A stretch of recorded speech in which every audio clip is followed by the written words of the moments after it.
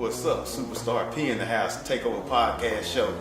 Hey, we coming live from Longview, Texas, man. I'm back home with my boys, Ricardo and Sam. What's good with you? What's going on? MyView. What's up? Man, what's been happening, man? What y'all been up to? Shooting. Shooters keep shooting, so we be shooting. Splash Brothers. Splash Brothers. Yes, sir. Clay and Steph. Yeah. Already. I'm Steph. So he left you with Clay. I'll be Clay. Clay going to the Lakers next year, so. It's all good. Man, Ricardo, we got some unfinished business, man. We do. Before we get into the MyView stuff, excuse me, Sam, me and him got some unfinished business to finish up. And I think you know what it's about. You know, we had started in Houston, but I was too stupid to plug the microphone up to record it. So we're going to get into a little bit here. And I think you know what it is, huh? Refresh my memory, Jeff. Hey, I'm going to do that. People, let me do this. Let's go back to about November 2005. First round of playoffs. Mm-hmm. Number 2 team in the state. Right. Playing South Garland first round. Right.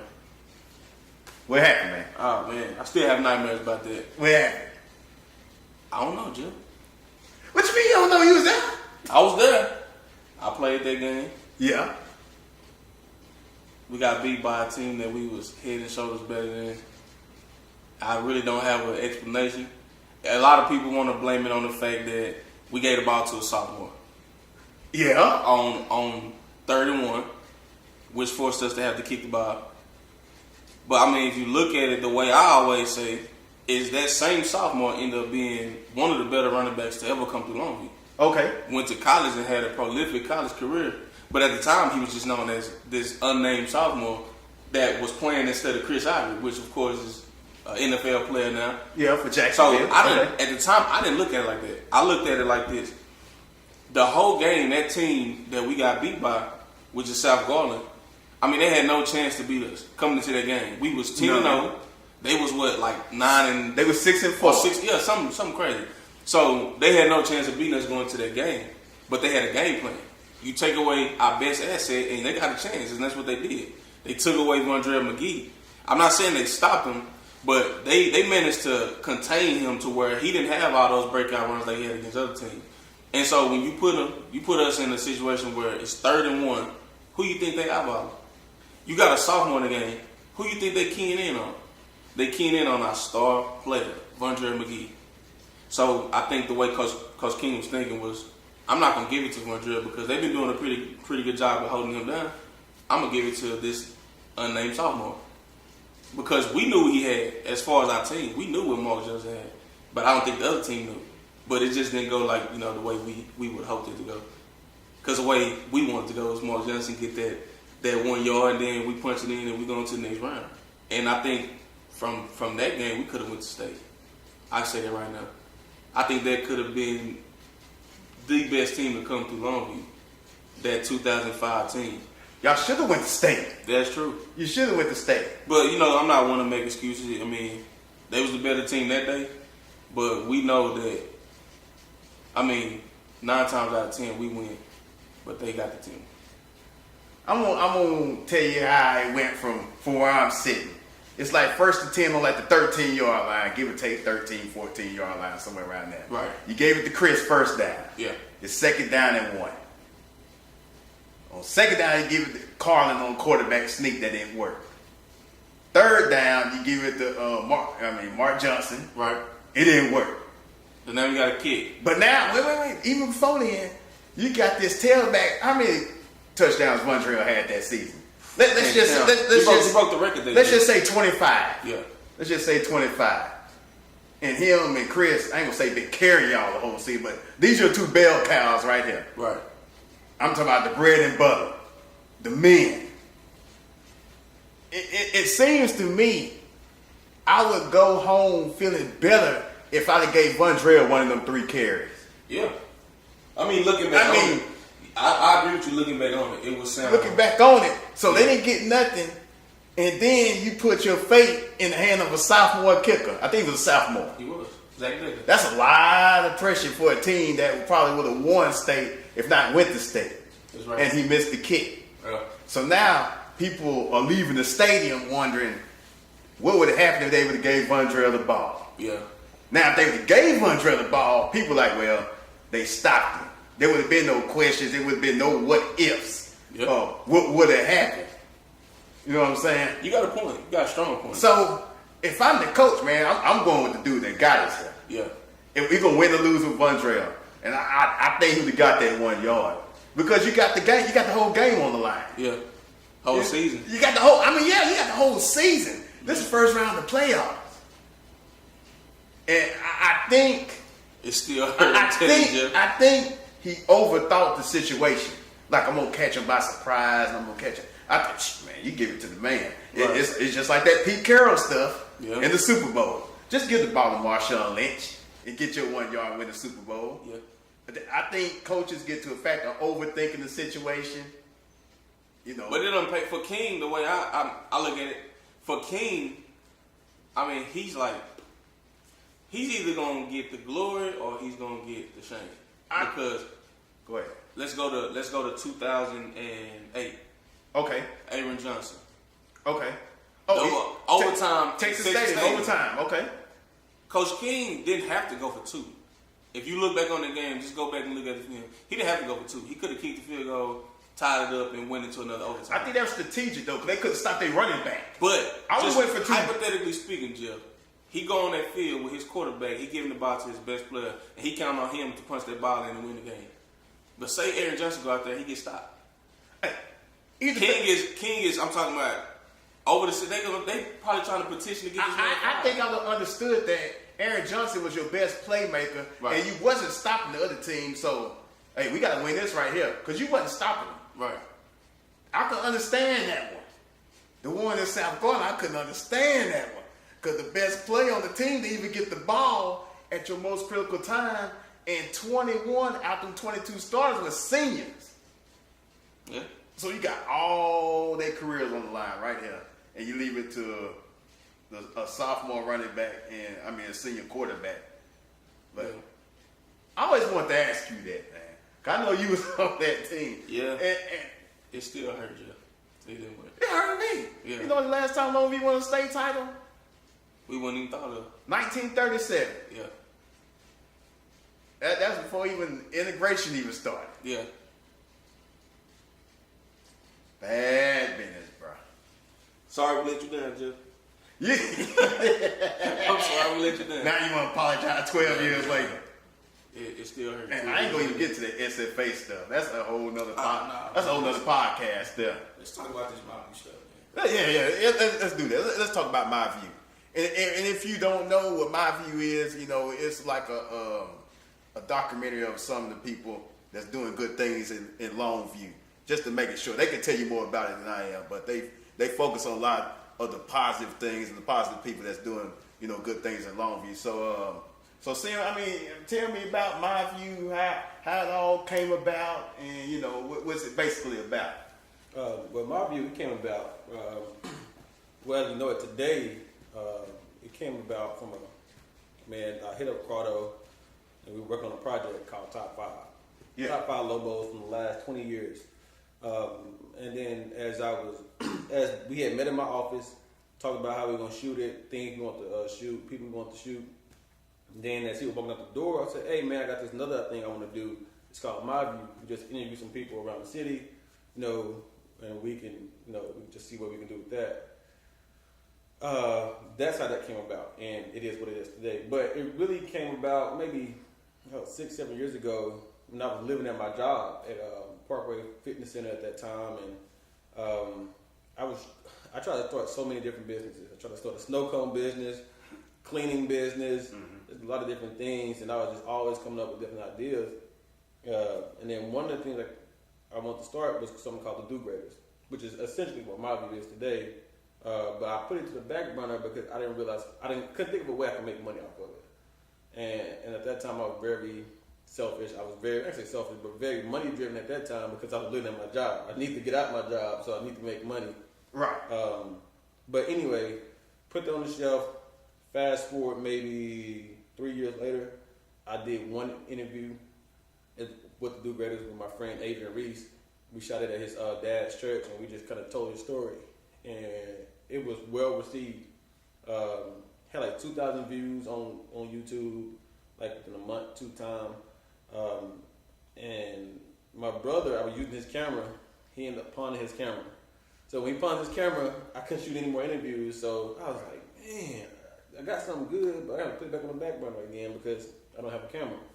So 2 years later, that's when I finally went out, took a step of faith, convinced my wife for Christmas, instead of we getting each other a gift, we get one gift, a camera. Because she was doing Zumba stuff, and so she bought into it. So I was like, oh yeah, I can record my Zumba videos, and then you can do your interviews. She don't even do Zumba videos anymore, so now it's just me doing my MyView stuff. Right. Convinced her to do that. Then I went out and to a pawn shop, and I bought another camera. And hit up Cardo, like I said, and the rest kind of been history. So Ricardo, what did you think about when he hit you up with it? What did you think about the whole idea? Oh, I was down. I mean, at the time Sim hit me up, I was like fresh out of college. You know, I had just moved from Houston. I graduated from TSU, and I had moved back home. So I was in transition from, you know, moving from college to coming home and looking for a job. And the only thing that really, like, I wanted to do was film. I didn't really want to do too much else. I wanted to get a job and try to do whatever I could to film. So when he came to me with it, which I still don't know why, but he came to me with it, I'm like, let's go. But starting out, it was supposed to be about top 5. It wasn't even about MyView. It was never about MyView. As a matter of fact, we sat in that office and we talked for like maybe close to 2 hours, like an hour and a half, and we talked about nothing but top 5. That's it. And the last maybe 2 minutes of our conversation when we had went outside was about MyView. You know, it wasn't named MyView then. It was just like, man, I'm thinking about doing something where we highlight people that's doing positive stuff in Longview.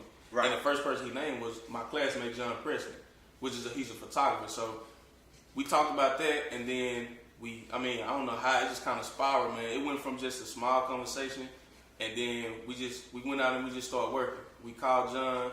We got him set up, and when we did his interview, it just kind of took off. That's all I can say. It took off. Yeah. And I don't think we knew then that it would be this big. Yeah, and just to get some backdrop, you know, Longview at that time had like 2 years in a row, like double-digit murders. Yeah. So it kind of always had like a dark cloud. And me being from Longview, I rep my city with pride. You know, that's the reason it's called MyView. You know, Longview. So it just really put a bad taste in my mouth. But it kind of made me realize why 6 years later it didn't work. It wasn't the time for it. Mm-hmm. You know, fast forward, it was perfect timing. It was something that the city needed. And I think that's why we grew so quickly. You know, I made the page on a Thursday, 23 likes, 23 followers. Woke up, like 400 followers, you know. and then fast forward like a week and a half, about 1,000, I think. Almost 1,000. By the end of the year, we was right at 5,000.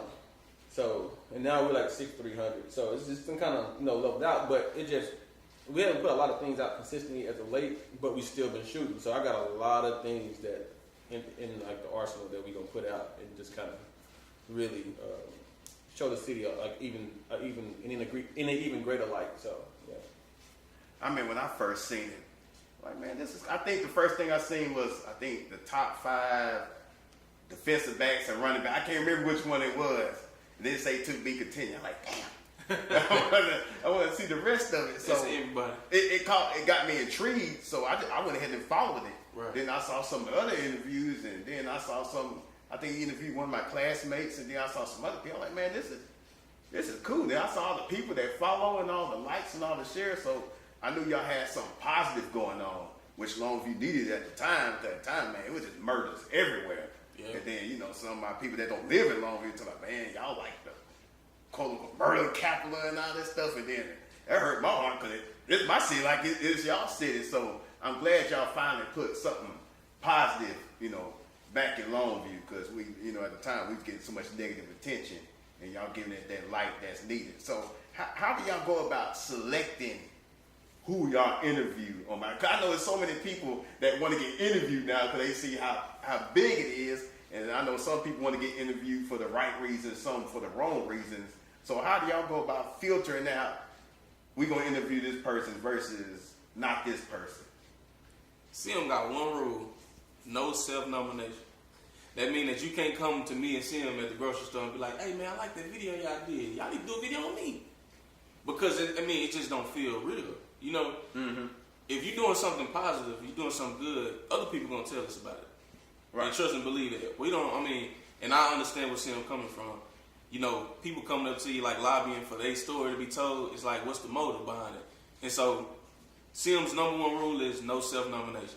So, I probably let you tell it. Man, that's pretty much it.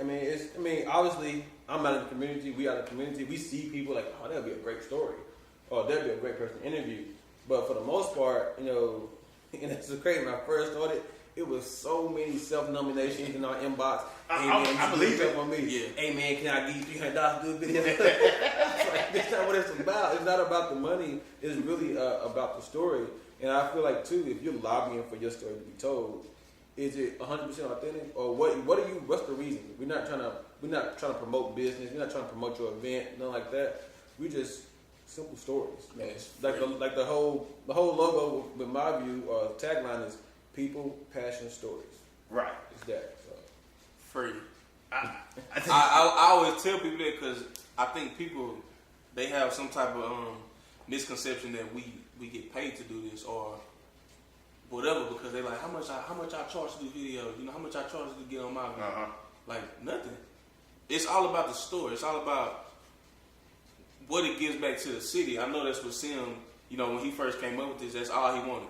Sim never asked nobody for no money to do no video. He don't never receive no money to do a MyView video, maybe something else. But when it comes to MyView, no exchange, no cash exchange, because that's how passionate he is about getting these stories out. Right. It's never about the dollar. Yeah, and I don't want people to misconstrue it either, where it becomes political. Like, oh well, if I do you this favor, then you're gonna have to do a video on me.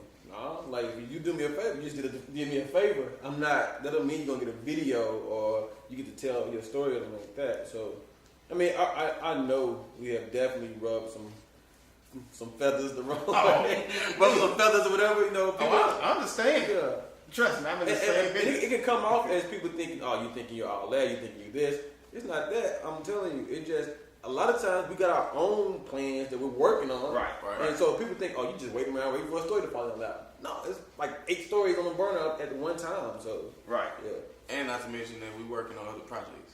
Yeah. Like I know MyView is, you know, that's, I always credit that as Sim's baby. Even though I know he got a baby on the way. That's his baby. You know what I'm saying? But we still work. I think the passion for MyView has, you know, opened doors for other things, other opportunities. So a lot of times people, well now, like Sim said, we haven't been putting out videos as consistently as I guess people would like. But it's because we're working on other projects. Right. You know, videos, weddings. It took on a whole nother light that I don't think me or Sim was, you know, expecting when we first started this. Because now I think we are quote unquote photographers. and I never thought I would be called a photographer. I never call myself a photographer. I only call myself a storyteller. Because I feel like you can still tell stories through pictures, through video, or, you know, just any kind of way you can tell a story. And I don't want to put myself in a box, and I don't want to put that pressure on me either. Because when you hear a photographer, oh, you know how to do this. I still go to YouTube like, how do you do this? How do you do that? But you know what? You can't tell.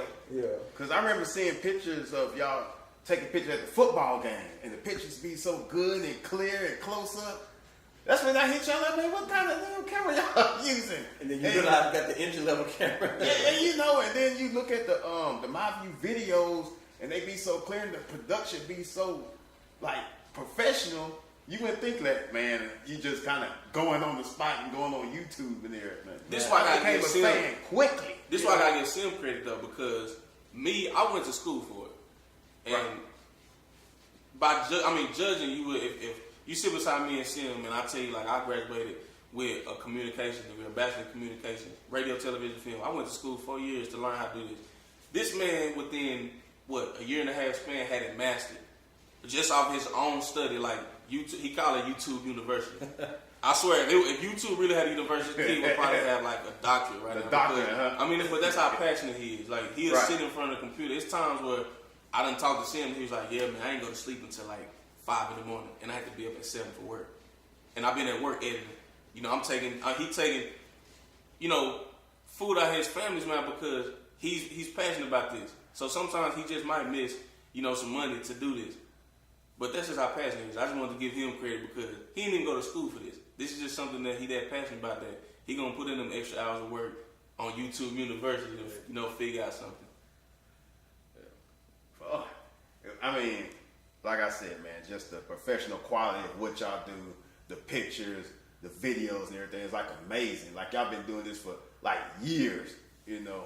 Man, and even to say that, Quentin Tarantino, he had this line. He said, they asked him, how did you learn how to shoot movies? And he said, by watching movies. You know, and it seems so simple, you know. But that's it. Like, I watch interviews all the time. I watch certain people all the time on YouTube, and I subscribe to their page. And a lot of my philosophy with everything is keep it stupid simple, because a lot of times simplicity makes it look professional. Where you can tell when someone is probably don't know what they're doing, got all these super effects going off. Like, okay, all right, man, it's a bunch of different things. It's almost like a distraction. But if you keep it just simple, it makes it seem like, you know, you actually know what you're doing when you really just learning. So I saw y'all's on, what was that, 103.7? Yeah. With Keita. Keita? Yeah. So how'd that come about? Man, Keita is one of our biggest supporters, man. She is really cool, love to death, man. Just a nice woman. And she had just started at 107.3, and she was like, I would love for y'all guys to come up there. And I'm like, for real? And she's like, yeah, I would love for y'all to come up there. And then we scheduled it, and we just went up there, and, you know. And there was people from everywhere. Like, he was like, I heard you on the radio. Yeah. My coworkers, they thought I was like big time. Cause I was on 103. I didn't think it, you know, went that far, but yeah, we appreciate Keita for doing that. Heck yeah, man. I understand going back to when you said that, you know, people think it's political, trying to get on the show, doing different things. I got the same problem. I got 50 people in my inbox trying to get on the Takeover, but I only do like a show a week. Right. So I got to prioritize and, you know, who really wants to be on here, who really deserves to be on here, doing that type of thing. Then people get mad. Man, I thought you said, oh, it's only one of me. Right. You know, I only got a couple of people. It's only a couple of cameramen. Then I got to work around their schedule, trying to schedule stuff. And yeah, I get it. You don't get paid for this. You know, you ain't got these big sponsors, you know, and all this stuff. This stuff got to come out your pocket. So you're going to be passionate about this type of stuff, like I am with the Takeover. So I knew I was going to get y'all on here. It was just a matter of timing. And, you know, y'all had different projects. I had different things. But, I mean, I'm glad I got y'all on here. Yeah. You know, that's the big thing. So y'all shooting pictures for this season for the football team. And Yeah, man. That's what's crazy, man. Like, one of our first interviews was John Preston. And one of the things he said your gift would make room for you. You know, and right. that's Bible. But what he's saying is, like, if you do something that you're really good at, it'll start opening doors for you. And it's crazy. This time a year ago, man, we were not supposed to be on the sideline. Nope. Taking pictures at all. We went really on faith, like, man, we're going to go to this Lufkin game, and we're going to go down there and just take seeing pictures. how we got in. Like, no. All right, everybody on the sideline, they got the official, you know, badges on. And stuff, yeah. We done got nothing. I'm We talking got about bags. we got nothing but our bags. And we went down there and they was like, you know, who y'all with? And I was like, we just come and like take pictures. And I said Coach Hamilton's name. And that was it. It was like, oh yeah, y'all go ahead. I guess we looked official enough and they let us on the sideline. Right. And from that game on, it was just like, I mean, I'm not trying to toot our own horn or put anybody down, but I think our pictures are a little more candid than a lot of people because I think they try to get, you know, the traditional shots. Yeah. Which we focus more on the players. You know, they the ones. Yeah. And if you look around, the players are using our pictures a lot because, like I said, they more candid, more intimate. You know, right. The pictures that they gonna really want. The picture of them on the sideline, maybe laughing or you know screaming or something, showing that real you know passion, and not just the on the field picture, the traditional picture. So, I mean, but that's how I started. And now, you know, a year later, hey, we official. Official. I know y'all official, man. I mean, we ain't got to go through the hassle of, you know, trying to sneak in and trying to look. Now we get pants, we got wristbands now. We got wristbands now, so we official. The Canes of Longview. to a certain degree, you know, from the outside looking in. And that's the thing, man. I can't walk on the sideline. I tell you that. But that's the thing. I feel like if you're passionate about something and you're confident about something, you'll be surprised what I tell everybody. I get into all these different events just in my bag and a monopod, and it makes it look like I'm so official. I just look the part, you know, and then I'm confident. I don't act like, man, I'm finna get caught, man. No, I just walk through. If they call me, I can't go. I just can't go. I just, all right, figure out something else, or I don't cover this. But no one has ever stopped it. So. Hey, when you got all that good positive energy surrounding you, man, that helps. Yeah. It's a lot of stuff that's not really gonna stop you. So the Lobos don't play one game this season. What y'all think? I mean, I know it's hard to make a judgment off one game. I mean, it's gonna be a good season. I'm kind of like the Cowboys. Every year, the Cowboys going to the Super Bowl for me. Every year, no matter what. I don't care who the quarterback is, who the running back is, who the owner is. Cowboys are going to the Super Bowl, and that's kind of how I feel about the Lobos. And I kind of know a couple players now. I don't know him like he knows a lot more players than I do. Like Jesse Anderson, that's like his little brother, you know. But I know like the wide receivers, Camden Perry, I know Jacob Johnson, but I don't know too many other people. Chug's son too. Yeah. So, and now they kind of got used to us too, being on the sideline. So I kind of have like, not only am I a Lobo, but I'm rooting for him too because you know we right there with him. So, but they got talent, but with any team that's got a lot of fresh faces, you know, everybody's optimistic. Right. The last game it's not enough. It's not enough to say what the season is going to be. Right. But I'm hopeful that they go to state and win. Like Tim said, I'm like that every year. When we gonna break through for that state? Tyler, man, I'm tired of this drought. It gotta be this year, man. It gotta be this year. This drought is killing me. It's killing me too. Because, you know, I live in Shreveport, but I work with people from Lufkin and different places. Yeah. Everybody around Longview got a state title.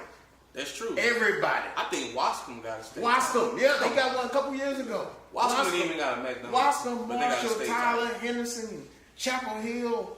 That's just, I could get Gilmer, Henderson, Carthage. Carthage got like 5 and 8 years or something like that. Yeah. And we one of the biggest cities in East Texas. And we're a powerhouse. If you look on the Texas, you know, the list, we always ranked at least in the top 10. In the top 10 of the powerhouses, but I looked through them. You know, you got like South Lake Carroll, they got like 3. Yeah. You got Lake Travis, they got like 5. You just keep going down. Everybody got one. And then you look at Longview, they actually got 0 on there. Might as well because it was so long ago. It's like they only had 12 teams playing anyway. Yeah, they don't even count it. That one we won in 37 means nothing now. It because all the really talent we had come through and we don't got nothing to really show for it. As far as the hardware, we ain't got nothing to show for it. We got NFL players. We got Trent Williams. We got Chris. We got Malcolm Kelly. We got Pete Robinson. We got Robert Henson. We got a lot of people that done went big. But then our school as a program, we only got 1 state title, and that was in 37. They was wearing leather helmets. Right. So they don't even count it. So the draft, trust me, I'm talking about it's time. It's time. I always feel like right now it's time. The talent they got around them, since they've been little, they've been talking about this class. This class is coming up. Coach King's son, I think he's going to be the one to deliver his daddy a state ring. Well, somebody needs to deliver something. I don't care who it is. I don't care when it is. I need something. Jesus deliver. I need something. You know how those Chicago Cubs fans was? Yeah. 19. I feel like that. Yeah. Can I get one my lifetime? One. It's time, man. I'm telling you. Can I get one? Man, the habit I do on the Takeover, especially on my audio interviews, I normally have people name their top 5 rappers.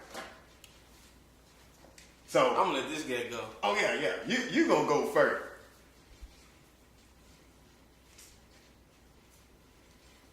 All right. Top 5. Jay, Ye. This in order? No particular order. No particular order. That's probably in order though. Jay, Ye. Right now, I have to put Big Sean.